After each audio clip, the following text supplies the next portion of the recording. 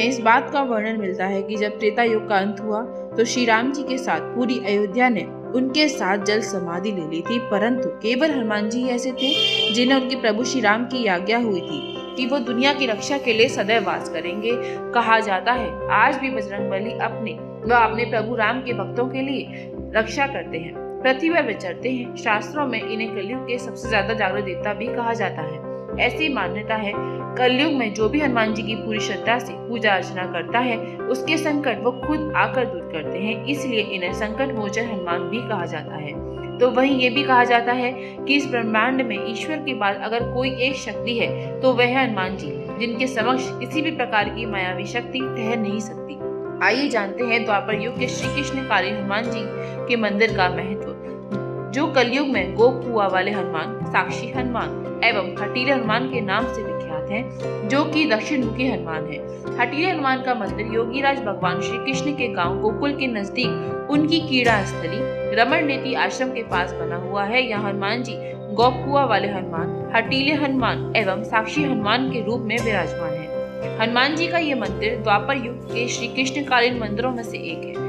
ऐसी मान्यता है कि यहाँ जो भी श्रद्धालु अपनी कामना लेकर आते हैं वह अवश्य पूरी होती है। सबसे रोचक बात यह है कि यहाँ बजरंगबली को हठीले हनुमान भी कहा जाता है। द्वापर युग में जब भगवान श्री कृष्ण बाल स्वरूप दही माखन खाते थे तब हनुमान जी दही माखन खाने के लिए यशोदा मैया के पास जाकर बैठ जाते थे। तब यशोदा मैया के मना करने पर भी हनुमान जी बिना माखन मिश्री खाए वहाँ से नहीं हटते थे। तो यशोदा मैया कहती थी कि ये बानर बहुत हठीला है, तभी से इनका नाम हठीले हनुमान जी पड़ गया। यह मंगलवार के दिन हठीले हनुमान की पूजा करने के लिए दूर दराज से श्रद्धालु आते हैं। बताते हैं कि हठीले हनुमान का मंदिर संत की समाधि पर बना हुआ है। मंदिर के पुजारी गोपी शरण दास कहते हैं कि जो भक्त मंगलवार के दिन पूरी श्रद्धा भाव से हनुमान जी को सिंदूर, देसी घी, प्रसाद आदि चढ़ाकर हनुमान चालीसा का पाठ कर मन्नत मांगते हैं, उनकी सभी मनोकामनाएं हठीले हनुमान जी पूरे करते हैं।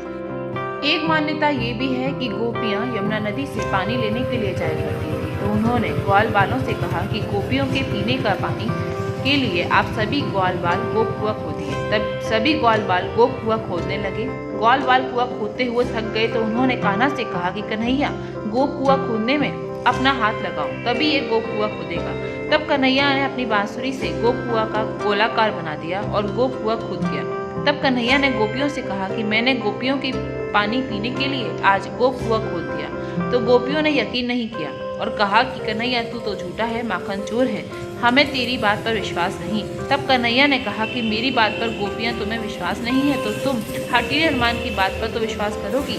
तब गोपियों ने कहा कि हाँ, हम सब गोपियां हठीले हनुमान जी की बात पर विश्वास करेंगी। कन्हैया सभी गोपियों को लेकर हठीले हनुमान जी के पास पहुंचे और कहा कि हठीले हनुमान जी आप बताओ ये गोप कुआं मैंने खोदा है कि नहीं। तब हठीले हनुमान ने अपने हृदय पर सीधा हाथ रखा और गोप कुआं के हठीले हनुमान साक्षी बने। तभी से हठीले हनुमान जी को साक्षी हनुमान एवं गोप कुआं वाले हनुमान भी कहा जाता है। योगीराज भगवान श्री कृष्ण की क्रीड़ा स्थली से अभी न्यूज के लिए हमारे संवाददाता दिनेश सिंह तरकर की खास रिपोर्ट। प्राचीन हनुमान मंदिर, संकट मोचन हनुमान, इनको गोप कुआं वाले हनुमान कहते आ रहे हैं।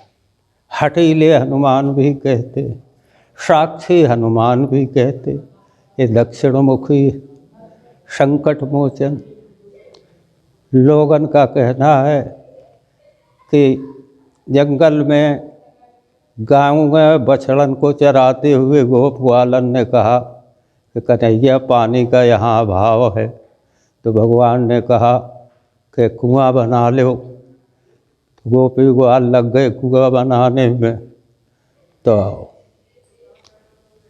ग्वालों ने कहा कन्हैया जब तक तुम हाथ नहीं लगाओगे तब तक ये बनेगा नहीं। तो कन्हैया ने बंसी लगाई, पानी निकल आया। गोपियों को खबर दी ग्वालन को, पानी ले जाओ, कन्हैया ने कुआं तैयार कर दो।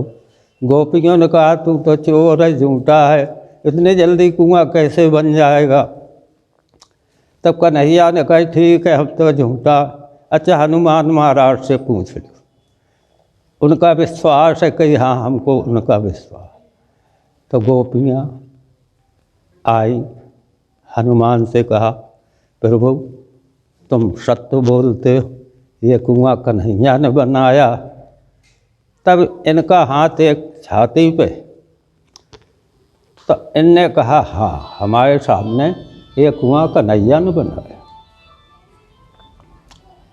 तो वो बात एक तरह साक्षी गवाह है, एक ही बात, तो इन्हें साक्षी हनुमान भी कहते।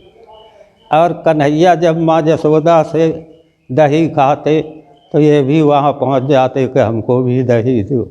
माँ मना करती पर ये मानते नहीं कि ये बंदर बिना दही लिए हटेगा नहीं, इसलिए हटीले हनुमान भी कहते।